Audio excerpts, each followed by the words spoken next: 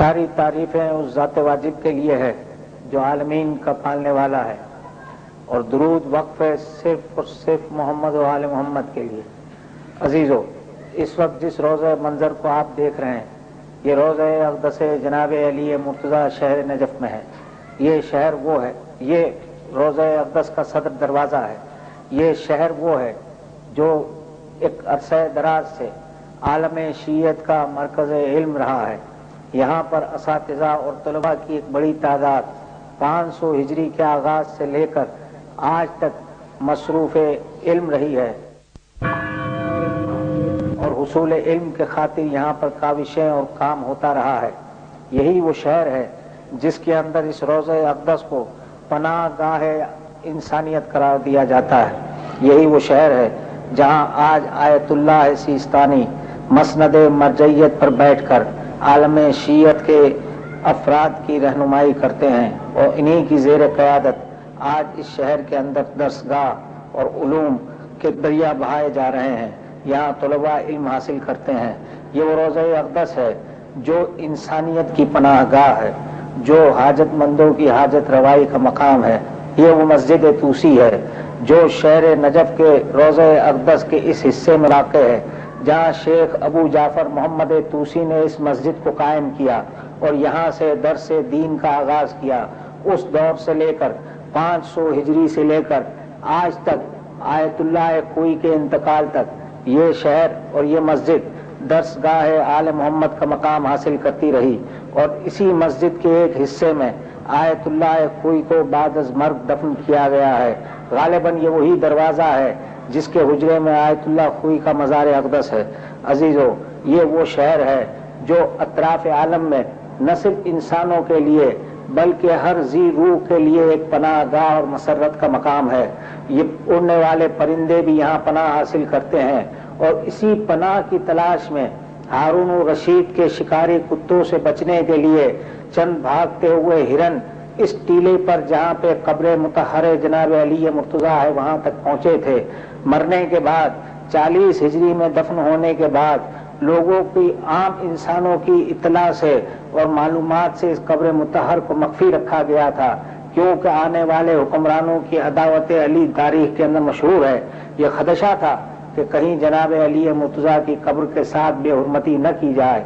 इसलिए अइम्मा ने एक मंसूबे के मातहत अपने मखसूस असहाब को इस मकाम की ज़ियारत करवाई है, जिसमें सफ़वान है और बहुत सारे अहबाब हैं जिनको सादिक आले मोहम्मद ने या इमाम बाकिर ने या इमाम रज़ा ने या हज़रत मूसा इब्न जाफ़र ने या दूसरे अइम्मा ने मुख्तलिफ मौक़े पे इस मकाम की ज़ियारत करवाई है। जब हारून रशीद अपने शिकारी कुत्तों के साथ उन हिरनों का पीछा करते हुए इस मकाम तक पहुंचा है तो हिरनों ने इस टीले पर आके पनाह हासिल की है और शिकारी कुत्ते रुक गए हैं। इस ताज्जुब खेज मंजर को देखने के बाद हारून रशीद ने उस इलाके के रहने वाले किसी ज़ईफ इंसान को बुलाया और पूछा कि ये क्या माजरा है। उसने जान की अमान तलब करने के बाद हारून से कहा, हारून, बात यह है कि इस मकाम पर और इस टीले पर एक कब्र है, और मेरे बुजुर्गों ने मुझसे ये कहा है कि ये जनाब अली मुर्तज़ा की कब्र है। हारून ने उसके बाद इस कब्र पर एक छोटा सा चबूतरा बनवाया था। उसके बाद ये रोज़े की शक्ल इख्तियार करता चला गया। अजीज़ो, यही वो रोज़े अक़दस है जिसने तारीख में बड़े उरूज ज़वाल देखे हैं। ये जो ज़री देख रहे हैं, ये जो मुज़य्यन काम देख रहे हैं, ये मुख्तलिफ औकात में होता रहा है। यहाँ पर नासिरुद्दीन काचार ने एक बूढ़े इंसान को जो भीख मांग रहा था इस रोज़े के दरवाजे पर, उसे कहा था कि मैं ज़ियारत के लिए जा रहा हूँ, मेरे आने तक अगर तुझे आंखें न मिली तो मैं तुझे कत्ल कर दूंगा। उसकी इस धमकी पर उसने इस बारगाह में आंखों की बीनाई मांगी तो उसे बीनाई मिली है। दुनिया के शहनशाहों को तख्त ताज इसी दरवाजे से मिले हैं। अल्लाह के रसूल ने कहा है कि अली अना वाली मिन नूर वाहिद, मैं और अली एक ही नूर के दो हिस्से हैं। अल्लाह के रसूल ने यह भी कहा है, अना मदीनतुल इल्म वालियुन बाबहा, मैं इल्म का शहर हूँ और अली इसका दरवाज़ा है। अल्लाह के रसूल ने यह भी कहा है, जिक्र अलीयुन इबादा, अली का जिक्र भी इबादत है। अल्लाह के रसूल ने यह भी कहा है, ज़य्यनू मजालिसकुम बिज़िक्र अलीयिन, अपनी मजलिसों को علی کے ذکر سے زینت دو، یہ ساری احادیث کا ذخیرہ اور ساری دین کی باتیں ہم تک اسی شہر کی درسگاہوں اور اسی شہر کے معلمین اور اسی شہر کے علماء اور اسی شہر کے شاگردوں اور اساتذہ کے ذریعے ہم تک پہنچتی رہی ہے اور پہنچتی رہے گی۔ دین کی خدمت اسی آستانے سے ہوتی رہے گی۔ آج بھی اس دین کی خدمت کرنے والے لوگ اس شہر کے اندر موجود ہیں اور اس ذریعے پر اس قسم و کرسی کے زمانے میں بھی زیارتوں کو جانے والے جا رہے ہیں۔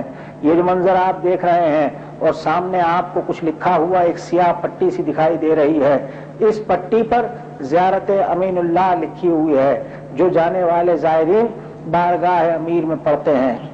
اسی ذریعے میں جناب نوح اور جناب آدم پہلو میں میرے مولا و آقا کے دفن ہے۔ گویا اس ذریعے میں 3 قبریں ہیں، ایک جناب علی مرتضیٰ کی ہے، برابر میں جناب آدم نبی اللہ ہے، ان کے برابر میں جناب نوح نجیب اللہ ہے۔ یہ تینوں شخصیتیں اس ذریعے کے اندر دفن ہیں۔ اس ذریعے سے بہت سارے واقعات رونما ہیں۔ اس روضہ اقدس سے بہت سارے فیوز اور برکات ظاہر ہوتے رہتے ہیں۔ عزیزو، اس روضہ اقدس پر سب سے پہلے اس روضہ اقدس کی تعمیر آغا عر عاملی نے کروائی ہے، جو بذات خود ایک بہترین آرکیٹیکٹر اور ڈیزائنر تھے۔ انہوں نے اس روضے کی تعمیر میں اس بات کا خاص خیال رکھا ہے کہ ہر صبح کی اٹھنے والی آفتاب کی پہلی کرن میرے مولا کے پہاڑ اقدس پہ پہنچتی ہے۔ یہ اس کے بنانے کا خاص طرز تھا، اس کے بنانے کا خاص طریقہ کار ہے۔ اس کے ساتھ ساتھ اب ایک اور شخصیت آپ کو دکھلائی دیتی ہے جو اس وقت روضہ اقدس کی زری کے ساتھ ہے۔ یہ آغا فیاض ہے، آیت اللہ خوئی کے نامور اور محترم اور قابل احترام شاگرد ہیں۔ عزیزو، یہ آپ روضے کے اندر کا منظر دیکھ رہے ہیں جہاں پر آپ کو مختلف طریقے سے اس روضے کو مزین کیا ہوا دکھائی دیتا ہے۔ اس روضے پر شہنشاہ ناصر الدین قاجار نے اپنا تاج اور اپنی تلوار بطور تحفتن رکھی ہوئی تھی، جو شاید اب یہاں سے ہٹا لی گئی ہے۔ ایک سونے کے تاج سے بنا ہوا قالین اس نے رکھا تھا، اور جب اسے یہ بتایا گیا تھا کہ شہر نجف میں کتا نہیں داخل ہو سکتا اور شہر نجف میں شراب نہیں آ سکتی، تو وہ اپنے شکاری کتوں کو لے کر اور شراب کو لے کر اس نے کوشش کی کہ شہر میں داخل ہو تجربے کے خاطر، لیکن شکاری کتے مار کھا کر مر گئے، مگر وہ شہر نجف کے احاطے میں نہ داخل ہوئے اور شراب سرکہ بن گئی۔ تب ناصر الدین قاجار نے اپنے گلے میں پٹی باندھ کر ایک جانور کی طرح چلتے ہوئے اس روضہ اقدس کی زیارت کی تھی، اور اس کے بعد اس نے اپنا تاج اور اپنی تلوار اور وہ قیمتی قالین اس روضے کی نظر کیا تھا۔ عزیزو، جناب علی مرتضیٰ کی زیارت کے بہت سارے فوائد ہیں، اس میں سب سے بڑا ایک فائدہ یہ ہے کہ جو شخص اس روضہ اقدس کی زیارت کو جاتا ہے، پروردگار عالم قیامت کے دن اس کو ہر طرح سے اپنے حفظ و امان میں رکھے گا۔ احادیث صحیح کے اندر موجود ہے کہ جو جناب امیر کی زیارت کرتا ہے، پروردگار عالم اس کو جہنم کی آگ سے نجات اور امان عطا کرتا ہے۔ اور یہ آل محمد کا ایک طریقہ خاص ہے کہ جو ان کا مہمان بن کر آتا ہے وہ یہ سمجھتے ہیں کہ ان کا ہم پر کوئی حق ہے۔ یہ منظر جو آپ دیکھ رہے ہیں غالباً یہ وہی نوادرات ہیں، نوادرات میں سے کچھ ہیں کہ جو اس روزے کو مختلف دور میں اور مختلف اوقات کے اندر لوگوں کی طرف سے نظر کیے گئے ہیں۔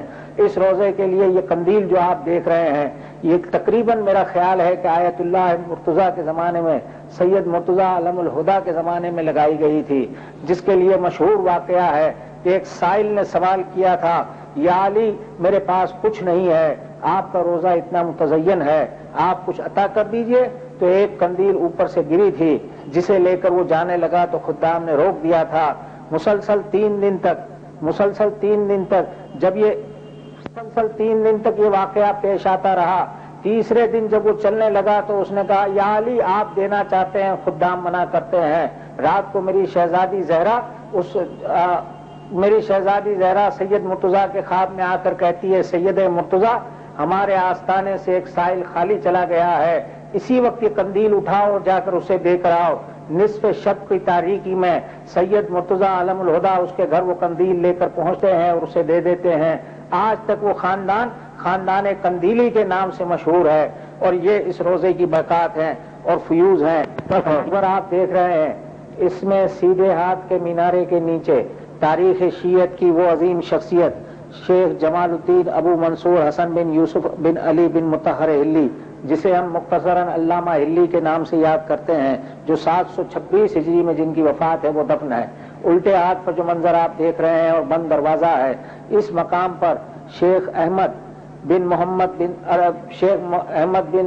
اردبیلی النجفی المتوفی 993 ہجری دفن ہے۔